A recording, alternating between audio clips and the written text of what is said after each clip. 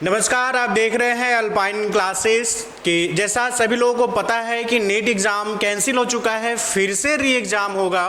Sir किसका किसका री एग्ज़ाम होगा? जो फॉर्म नहीं भरे थे उनका भी होगा क्या? नहीं। अगर एनटीए ऐसा कुछ ऑप्शन दे देता है, जो फॉर्म फिलअप नहीं किए हुए हैं, तो अगर ऐसा देता है, ऐसी कुछ प्रोविज़न में उनके होगा, अगर देते हैं तो इन्फॉर्मेशन हम आप तक पहुंचा देंगे और आप भी अपडेट बने रहिएगा कि अगर मिल जाता है तो अच्छी बात है। अदरवाइज जो फॉर्म भरे थे, एग्ज़ाम दिए थे या एडमिट कार्ड आया था एग्ज़ाम नहीं दे पाए थे, उन दोनों के लिए यह है कि आप अपने प्रिपरेशन में लग जाइए। देखिए, अब एक तरीका होगा कि अरे सर बहुत ही अच्छा पेपर गया था और क्या करें, इस बार तो मेरा जेआरएफ हो जाता, अब क्या करें। तब देखो, जो होना था सो हो गया, अब क्या कर सकते हो, ठीक है। और दूसरे कैंडिडेट ऐसे हैं कि जो पेपर किसी रीजन से नहीं दे पाए थे या पेपर दिए थे खराब हुआ है, उनके लिए तो एक अच्छी खबर होगी, बट उनके लिए एक बहुत बुरी खबर होगी जिनके लिए कि जिनका पेपर बहुत ही अच्छे तरीके से गया था और शायद वो एक्सपेक्ट कर रहे थे कि जेआरएफ निकल जाएगा। होप अब क्या कर सकते हैं, नेक्स्ट यही है कि अब हमारा पेपर अच्छा गया है, हम नहीं तैयारी करेंगे, इसको रोक कर आप बैठे रह सकते हैं, जो कि आपको आगे चल के फिर पछतावा ही होगा। इसलिए क्या हुआ पास्ट में उसको छोड़िए और आगे बढ़िए, ठीक है। पास्ट में जो मिस्टेक है, अब आपकी वजह से तो मिस्टेक नहीं है ना, आप अपना कर्म करते रहिए, आप अपने तरफ से मेहनत करते रहिए, आप अपने तरफ से 100% देते रहिए, कभी तो अच्छा चीज़ें होगा ही। आप में एकदम लगे रहिए। क्या करना है सर आपको? एग्ज़ाम जो अब हमको लगता है कि मेरे हिसाब से एटलीस्ट 1 महीने तो लगेगा, ठीक है।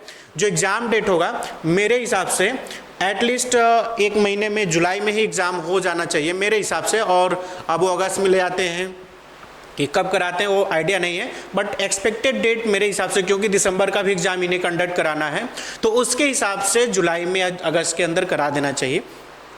तो आपको जो बचा हुआ है उसको करना क्या है कि जो न्यू स्टूडेंट है, न्यू स्टूडेंट का मतलब कि जो पहली बार पेपर दिए थे, है ना, जो पहली बार पेपर दिए थे उनके लिए क्या करना है कि आप कॉन्सेप्ट, अगर 20 सेक्शन होते हैं, है ना, टोटल 20 सेक्शन होते हैं, पेपर वन के 10 सेक्शन होते हैं, ठीक है, पेपर 1 के 10 सेक्शन और पेपर 2 जो होता है उसके 10 सेक्शन होते हैं, ठीक है। जैसे अगर आप कॉमर्स बैकग्राउंड से हैं तो पेपर 1 के 10 सेक्शन जो कि जनरल स्टडी होगा, जनरल पेपर होगा, सभी के लिए कॉमन होता है, ठीक है। और पेपर 2 10 सेक्शन होगा जो कि आपके कॉमर्स से, अगर मैनेजमेंट होगा तो मैनेजमेंट का सेक्शन होगा, ठीक है ना। तो आप क्या करिए कि आप तो पढ़े भी नहीं थे वैसे भी, तो आप क्या करिए ना कि एटलीस्ट जो इसमें से, मतलब 10 सेक्शन है, इसमें से कोई 5 सेक्शन को एटलीस्ट आप उसका मतलब कॉन्सेप्ट तैयार कर लीजिए, एटलीस्ट 5 का, मैं 10 का नहीं बोल रहा हूँ, एटलीस्ट 5 का। जैसे डीआई हो गया, मैथ हो गया, जिसका डीआई मैथ रीजनिंग अच्छा है वो वाला पार्ट कर ले।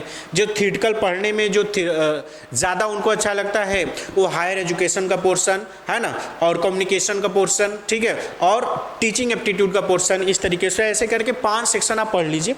उसी तरीके से पेपर 2 में 5 को अच्छे से मतलब रिवाइज, मतलब एक तरीके से कॉन्सेप्ट वाइज तैयार कर लिए। देखो, पूरा तो आप करोगे तो बहुत टाइम लगता है, नेट का प्रिपरेशन भी एक मायने रखता है ना, उसका नोट्स बनाना, सारी चीज़ें करना। तो जो नए बच्चे हैं उनके लिए मेरी तरफ से यही सजेशन होगा, आप 10 कर सकते हो वेल, अगर नहीं कर पा रहे हो एटलीस्ट 5 का कॉन्सेप्ट अच्छे से कर लो। 5 का ठीक है, उसके लिए अभी भी टाइम नहीं है, तो 5 सेक्शन का आप कर लो, फिर सेकेंड पेपर में भी 5 का कर लो। इस तरीके से रिवीजन हो जाएगा, आपका नोट्स बन जाएगा। और जो 5 सेक्शन नहीं कर रहे हो उसको एक बार ओवर थ्रू ऐसे कोई मैराथन वीडियो वगैरह देख के उसको कर लो। उसके बाद जैसे पेपर आपका खत्म होगा उसके बाद कंप्लीट प्रिपरेशन करना, ठीक है। फिर जो ऑलरेडी प्रिपेयर्ड हैं उनके लिए क्या करना है, मतलब ऑलरेडी प्रिपेयर का मतलब जिनका नोट्स वगैरह अच्छे से बन चुका है ना, जो बस एग्जाम देते हैं, 22 लाख के क्वेश्चन से 2 क्वेश्चन से नेट रह जाता है, 1-2 क्वेश्चन से जेआरएफ छूट जाता है ना, उन कैंडिडेट के लिए है कि आपको एक बार फिर से रिव्यू करना है, ठीक है। आपको क्या करना है, पूरा रिव्यू करना है कि हमारी गलती कहाँ पर रह जा रही है, ठीक है, हम ऐसा क्या मिस्टेक कर रहे हैं, है ना, जो कि आपको पता होगा, एकदम गारंटी बता रहे हैं। हर एक स्टूडेंट को अपना वीक पॉइंट पता रहता है, वो बस शो नहीं करता है कि नहीं जिसकी वजह से मेरा गलती हो गया। सभी को पता हो रहा है कि मेरा न्यूमेरिकल पॉइंट अच्छा नहीं है, इस वजह से मेरा जेआरएफ या नेट नहीं हो पा रहा है। मेरा थ्योरेटिकल पॉइंट में ये वाला पोर्शन, कम्युनिकेशन का पोर्शन या फिर इनकम टैक्स का पोर्शन या लॉ का पोर्शन हमारा अच्छा नहीं है, इसकी वजह से हम रुक जा रहे हैं। तो जो आपका जैसे मान लेते हैं कि जो 10 सेक्शन कॉमर्स का है ना, उसी तरीके से 10 सेक्शन फर्स्ट पेपर में, तो फर्स्ट पेपर में आपका 7 पेपर अच्छा है, उसी तरीके से 6 पेपर 7 मतलब सॉरी 6 यूनिट आपका 7 यूनिट आपका बहुत अच्छा है। उसको एक बार पहले तो रिवीजन कर लीजिए बढ़िया से, ठीक है। रिवीजन जैसे 1 यूनिट का रिवीजन करिए, उससे रिलेटेड कम से कम 100 क्वेश्चन की प्रैक्टिस करिए। फिर दूसरा यूनिट रिवीजन करिए, उससे रिलेटेड, ये नहीं कि सर हम पढ़ चुके फिर से क्या करें, पढ़िए, मन से पढ़िए, चारों ऑप्शन को एकदम ध्यान से पढ़िए, लिख लिख के पढ़िए, ठीक है। फिर जो आपका वीक पॉइंट है उस पर थोड़ा सा टाइम दीजिए, मैराथन वीडियो देखिए, कॉन्सेप्ट वाइज वीडियो देखिए, कुछ चीज़ों को लिखिए। ये नहीं कि आपने जो नोट्स एक बार बना लिया वही आपका हो गया, नहीं। नोट्स जो बन जाता है ना तो लिमिटेड हो जाती है, आपका नॉलेज लिमिटेड हो जाता है। आपको लगता है कि नहीं हमें तो सारी चीज़ें, नोट्स बनाना एक अच्छी चीज़ है, बट ये नहीं कि वही सब कुछ है, ये गलत चीज़ है, ठीक है। मतलब नोट्स बनाते हैं तो आपको बहुत सारी चीज़ें जो भूल जाते हो तो रिकॉल करने के लिए बहुत अच्छी चीज़ है, बट नोट्स बना के वही बार बार हम 25 बार पढ़ ले, 100 बार पढ़ ले, ये गलत चीज़ है। उसको 10 बार 15 बार पढ़ने के बाद अब देखिए कि एक्स्ट्रा और क्या ऐड ऑन कर सकते हैं, है ना। जो नेट जेआरएफ मतलब जो जेआरएफ निकाले हुए हैं उनसे हम बातें करें, एक्चुअल में कुछ तो चीज़ें अप्लाई किया होगा, तो ये सारी चीज़ें आप करेंगे जो इनका ऑलरेडी प्रिपेयर्ड है, ठीक है ना। कॉन्सेप्ट में, कॉन्सेप्ट के हिसाब से ध्यान रखेंगे। अब एमसीक्यू की प्रैक्टिस करने के लिए बता देते हैं आपको कि देखिए बहुत सारी चीज़ें ना, आप कितना ही कॉन्सेप्ट पढ़ लोगे ना आपको समझ में नहीं आएगा, ठीक है। जैसे एमसीक्यू प्रैक्टिस करते हैं तब बहुत सारी चीज़ें रिकॉल करती है, अच्छा यहाँ पे ये सारी चीज़ें ऐसे है, ठीक है ना। तो प्रीवियस ईयर का एटलीस्ट 5 पेपर, आप एटलीस्ट एक पेपर को 3 बार, मतलब आप इसके पहले कितनी बार किए थे उससे नहीं मतलब है, अभी आज से प्रीवियस ईयर का जितने सारे पेपर है, जैसे 2023 का दिसंबर, 23 का जून, 2022 का दिसंबर जून, इस तरीके से ऐसे पीछे 5 पेपर जाइए, उठाइए, और हर एक पेपर को दोनों सेक्शन का ध्यान रखिएगा। जो 50 क्वेश्चन आपका फर्स्ट पेपर होता है और आपका 100 क्वेश्चन जो होता है सेकेंड पेपर का, ठीक है ना। तो इनको कम से कम 150 क्वेश्चन 1 साल के होंगे, तो 5 साल के कितने हो जाएंगे, 750 क्वेश्चन, और उनके 4 ऑप्शन होते हैं। हर एक ऑप्शन के बारे में डिटेलिंग पढ़िए, कम से कम आपको 2000 क्वेश्चन यहाँ से प्रैक्टिस हो जाएगा प्रीवियस पेपर से, ध्यान रखिएगा, ठीक है ना।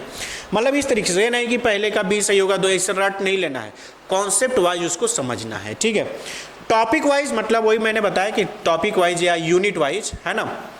यूनिट वाइज मतलब जैसे आप general study, teaching aptitude and research, teaching and research aptitude का अगर पोर्शन आप पढ़ रहे हैं तो पहला यूनिट आपने पढ़ा उसका, तो उससे रिलेटेड कम से कम 100 क्वेश्चन की प्रैक्टिस करिए, ठीक है।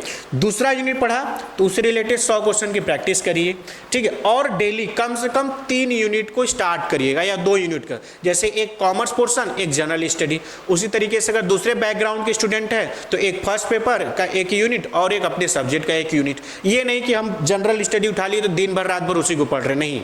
आपको कम से कम 2-3 पोर्शन लेके चलना होगा साथ में, ठीक है ना।